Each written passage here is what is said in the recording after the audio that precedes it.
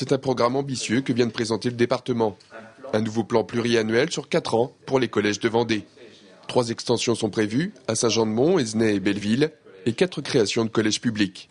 Tout est parti d'un constat qu'il devenait nécessaire de corriger. Il manquait des collèges publics d'une part parce que la population vendéenne augmente et qu'on voit bien la poussée dans le primaire qui se traduira dans le secondaire dans quelques années, à partir de 2015. Et surtout, la carte des besoins ne correspond pas à la carte des collèges.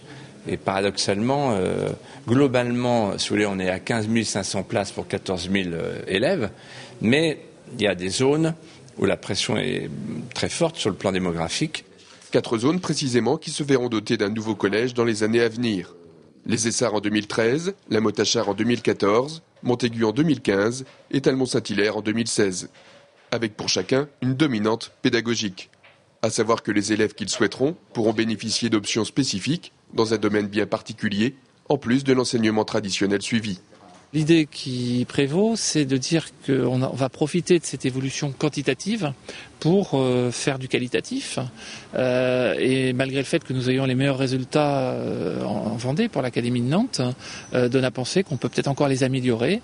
Et donc l'idée est venue de faire de chaque collège un projet pédagogique innovant. La dominante sport sera déclinée pour le collège public des Essarts. Les sciences seront à l'honneur à la Motte. La dominante humanité sera privilégiée à Montaigu et celle du patrimoine maritime et de l'environnement à Talmont-Saint-Hilaire.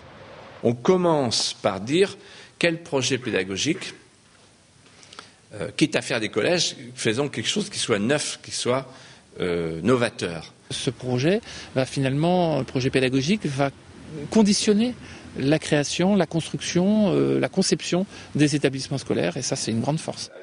Et pour que ce projet global soit mené à bien, le recteur d'académie prévoit de nommer dans chacun des établissements concernés et pour chacune des spécialités mises en avant, un inspecteur pédagogique régional.